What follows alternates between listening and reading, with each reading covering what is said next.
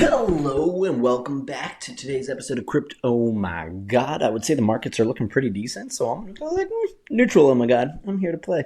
Now, I want to hop into a little bit more about meme coins. They're super hot right now, and I want to take a quick gander at something that I am calling meme strapping. And this is a new trend. We've now seen around 2 attempts at it. I would say 3 gives us a real trend line, right? That's when it's established. But we're looking at people that are maybe loosely attached to a real business, like an application or a startup, and launching memes with the idea that, I don't know, maybe there's some connective tissue there. Like, maybe. So this starts with our buddy Russ here, right? The founder of Vine. Vine, for anyone who wasn't around during the time, was an early video content generation platform. It was really straightforward, really simple, and in my memory, it was actually one of the best. Christian, come on, time to get up, buddy. Christian, time to get up, buddy. No. I can open the blinds. No. Ah! Hey, stop right there! Come on, me. How? You have the right to remain silent. Anything you... So you can see they're short, they're sweet, they're fun. I actually vastly prefer the creative content here to what came out of the TikTok era. Russ comes out here and he goes, remembering all the fun we had building on Vine, let's relive the magic and do it for the Vine coin. And this is the most classic way to drop a meme coin, right? Just 2 sentences and a contract address. I mean, people in my DMs are just dropping contract addresses with no context anymore. So it's like, this is just right along with the ethos. And I can't blame Russ for trying. It's always tough when your baby gets given away, especially if they close it down. So that was kind of painful. So anyway, he launches Vinecoin, and we get this just like huge launch. If anyone had gotten in on Vinecoin early, I mean, this is mega, right? More than 10x plus 20. So this comes out, and this was all only 2 weeks ago. We're not even looking at much. Meme coins turnover rate has gotten so fast that honestly, if you make money, get the hell out. Like, these are pump and dumps that are compressing to an hour. They will soon compress to a minute. Again, we have AI, we have bots, we have this all on Pump.Fun. So this is just sort of trending towards zero. They call it an asymptote.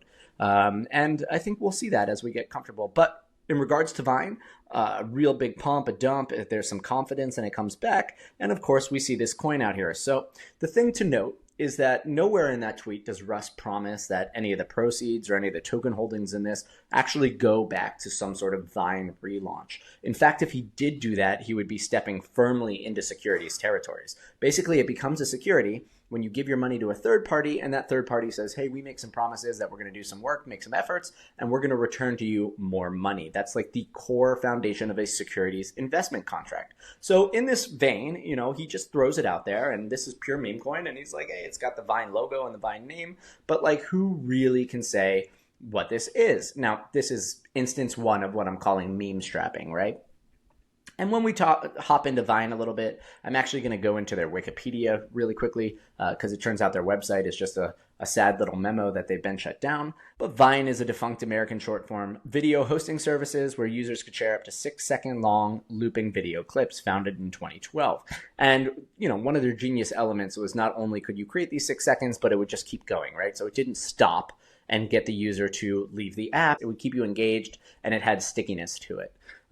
So it launches in 2012, and 4 months later, it's sold to Twitter. That's a pretty fast ascent. And then by 2016, Twitter announces that it would disable all uploads. So that's a bit of a bummer, and Twitter shuts it down officially in 2017.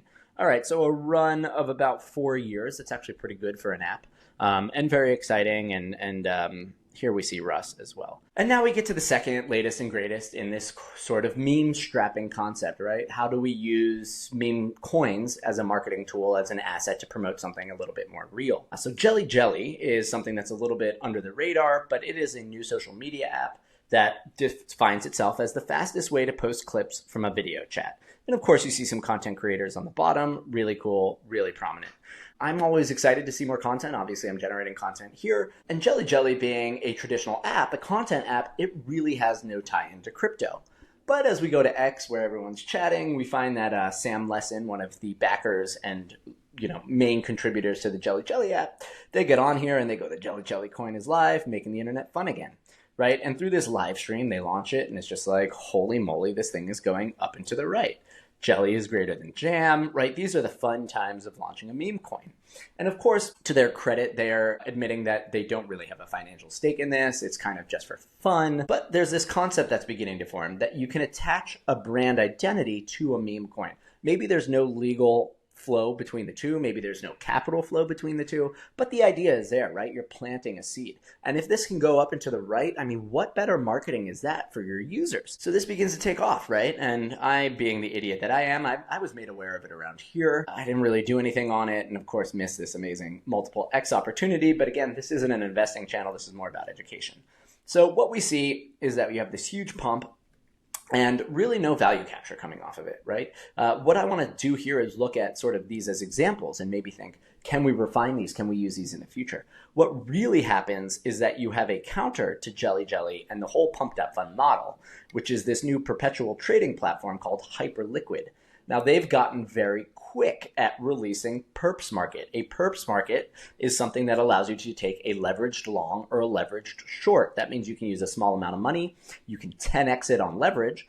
And what it does is it costs you to either hold that position up or down, right? There's this thing called funding, and it really depends. If you're going with the tide, it might cost you a little bit. So holding a perp is actually something that can be expensive. And of course, it leads to things that can be liquidated. So if you bought Jelly Jelly and it went to zero, that would be losing all your money. But if you did it on a perp and basically your 10x leverage and it goes down just a tiny bit, it might wipe out the entire stack. So what this means is that the risk is high, rate of return can be high, rate of loss can be high. And Hyperliquid has been really amazing at just bringing these meme coin markets to fruition extremely quickly. This could actually be sort of the answer to the pump.fun madness, which is that if you manage to get a coin out of pump so that it can do the pump, the dump is going to come even faster because there's a perpetuals market. And if people know that these coins go up and then down, they're going to be even more incentivized to put financial pressure on that downward movement.